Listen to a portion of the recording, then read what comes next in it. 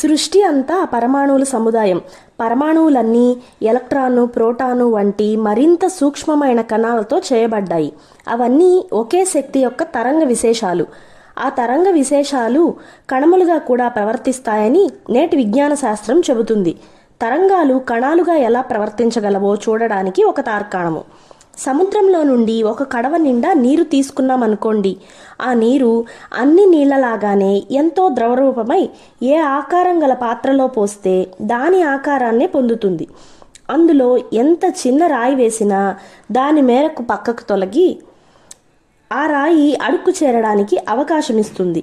అంతేకాదు, ఎంత చిన్నగా దాని మీద గాలి వీచినా, ఎంత కొద్దిగా ఆ కుండ కదిలినా ఆ నీరంతటా కదిలి తరంగాలు లేస్తాయి.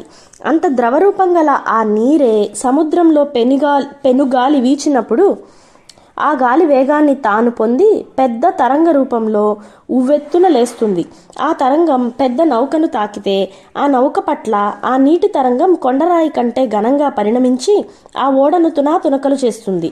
అంటే తరంగం కొండరాయి వంటి ఘన పదార్థంగా కూడా ప్రవర్తించగలదన్నమాట. అలాగే పరమాణువులు కూడా శక్తి తరంగాలైన ఎలక్ట్రానుల సమూహాలే అయినా మన అనుభవంలో పదార్థ కణాలుగా ప్రవర్తిస్తాయి. ఏ శక్తి చేత అన్ని పదార్థాలు చేయబడ్డాయో ఆ శక్తి మాత్రం ఒక్కటే. అయితే ఒక పదార్థానికి మరొక పదార్థానికి తేడాలు ఎందుకుంటాయి అన్నది ప్రశ్న.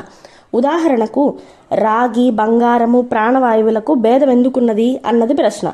ఒక పదార్థం యొక్క పరమాణువులో ఉండే శక్తి కంటే మరొక పదార్థం యొక్క పరమాణువులో ఉండే శక్తి యొక్క పరిమాణం కొన్ని రెట్లు ఎక్కువ కానీ లేక తక్కువ కానీ అవడం వల్ల వాటి ధర్మాల్లో వైవిధ్యం ఏర్పడుతుంది. అంటే మూలశక్తి యొక్క పరిమాణ భేదాన్ని బట్టి పదార్థ బాహుళ్యం ఏర్పడింది.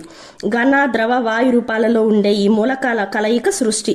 అయితే అంతటా ఒక్కటిగానే ఉన్న శక్తి సృష్టి అనే ఈ వైవిధ్యాన్ని ఎప్పుడు ధరించింది, ఎందుకు